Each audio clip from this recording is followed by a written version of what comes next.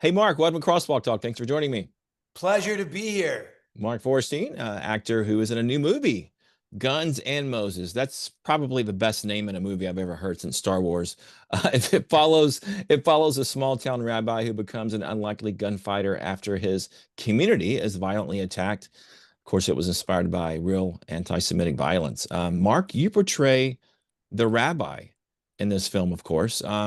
Just give us the reason that you wanted to be involved in this film in the first place and what led you to say yes.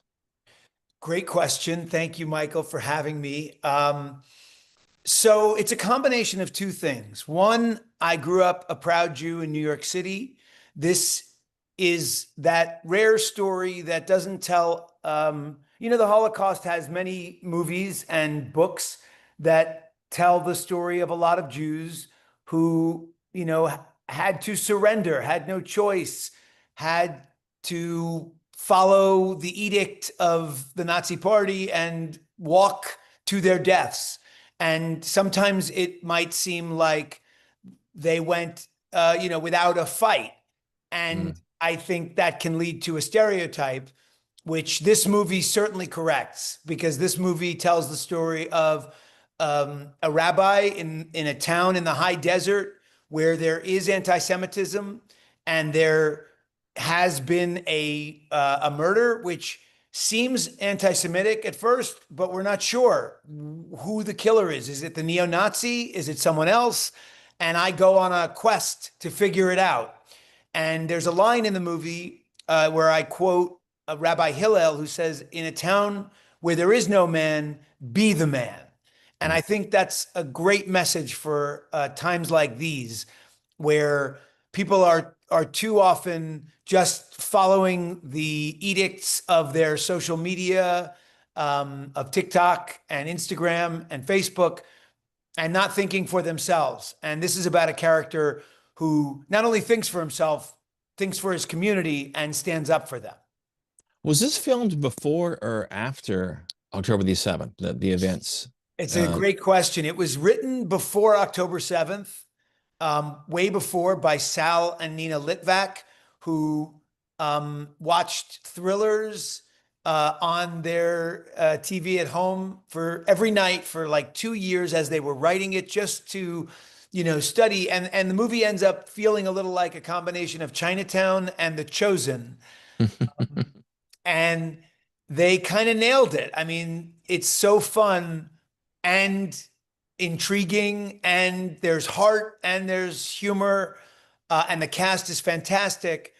As you go from suspect to suspect, wondering who could be responsible for this murder. mm. And we hope it surprises you at the end. The rabbi, of course, fights back in this film, but that's not the only message in the film. It sort of has a redemptive element several times in the film. Tell us about that and maybe the tone of the movie, because it's not simply this gunslinging movie, is it?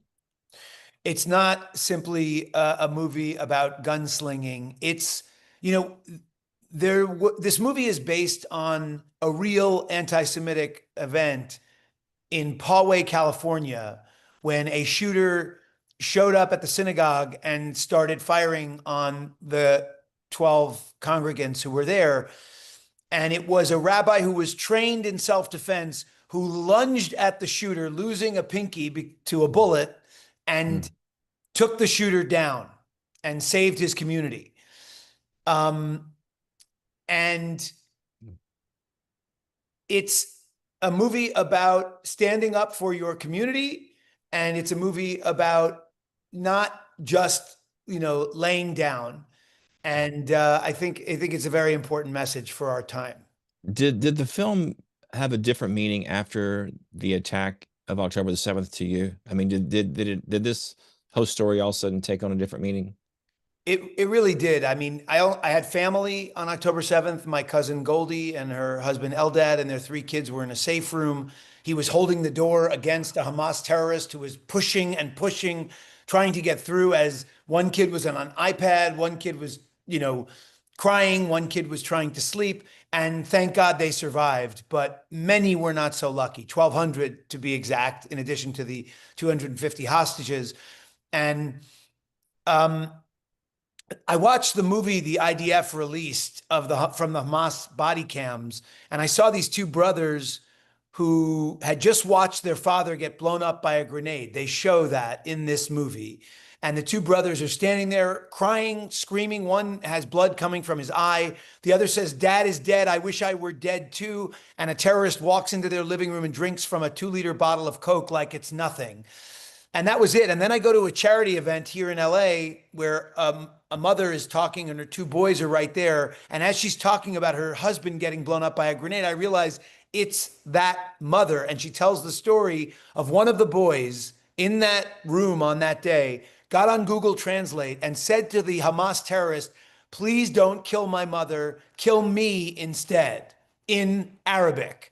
And that terrorist must have never even met a Jew in his life because he let those two boys live and that mother live.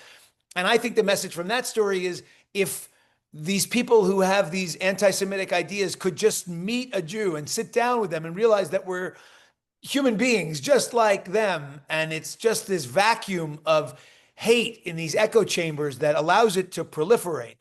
And the last message is, the IDF was telling the story of that day, the true story of the horrors of that day. Many people have told the stories about the Holocaust, and this woman was telling the story about her husband. We tell our stories so we can remember, so we never forget. And this movie, Guns and Moses, is yet another story about Jewish resistance and one man who's not willing to settle for the easy choice for who did the crime, but who has faith in humanity and is willing to look deeper to find the humanity in others. And through in that film, though, he does have some interactions with people who hate him, and through that he. That's right. But instead of just accepting that the other is hateful, he tries to engage one of those neo-Nazis and teach him the story of the Jewish people, the suffering that we've endured, and that it's real, because there are Holocaust deniers out there who would tell you it didn't happen. And in teaching this kid and in seeing how this kid takes it in, he realizes this kid couldn't have killed this member of our congregation. He couldn't have done it. And he has this faith. And I can't tell you whether or not he's right until you see the movie yourself. You've sort of implied your answer to this question, but I'll ask it anyway. What do you hope Jewish and non-Jewish audiences take away from this film? I hope that Jewish and non-Jewish people who see this movie take away that in any community, it's important to stand up for what you believe in, to have pride in your faith or in your community or in whatever belief system you are a part of, and not to settle for the lowest common denominator, the easy victim, the easy person to blame or hate, but to be curious. Our tradition as Jews is constantly asking questions, constantly debating and discussing, and the social media reduces everything to an easy one-dimensional position. And I think it's about looking harder, asking questions. That's what Rabbi Mo does throughout the movie to finally get at the real culprit. Do you have any thoughts, Mark? I don't want to toss a curveball at you, but the nation of Israel has been in the news a lot in the past few weeks. What has it been like for you to watch the news during this time? Well, it's all hard. None of it feels easy, but I stand with Israel. In the Middle East, you have a show of strength in order to achieve peace, as Benjamin Netanyahu said just yesterday. And I believe that taking on Iran's nuclear facilities will, in the end, bring peace, and that both Israel and the United States have done a brave thing. And I know, as I asked my friends recently who are not Jewish, that everyone is breathing a little sigh of relief knowing that Iran doesn't have the nuclear capabilities that they had a week, 2 weeks ago. And so I stand with Israel.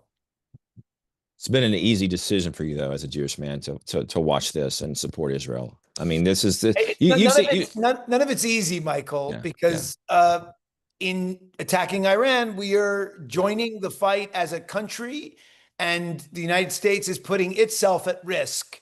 And I feel for those who don't stand by Israel as much that we're now at risk because of it. I do feel that for them, but I am not one of them. I do stand with Israel. Perfect sense. I understand what you're saying there. Let's go back to the movie Guns and Moses. Is there anything else you want people to know about the movie that maybe I didn't ask you about? Just that it's a great movie, that it's entertaining, that it's got humor and heart and a great intrigue plot that I think people will love. And yes, guns is a part of the movie, but it's not like a movie that's trying to tell people to go out and use them to solve any problems. It's just saying that, like I said, in a place where there is no man, be the man or woman who is willing to stand up and defend and protect those you love, and to love as many as you can of all different stripes. Hey, Mark, good talking to you. Thanks so much. Great talking to you, Michael. Thanks so much.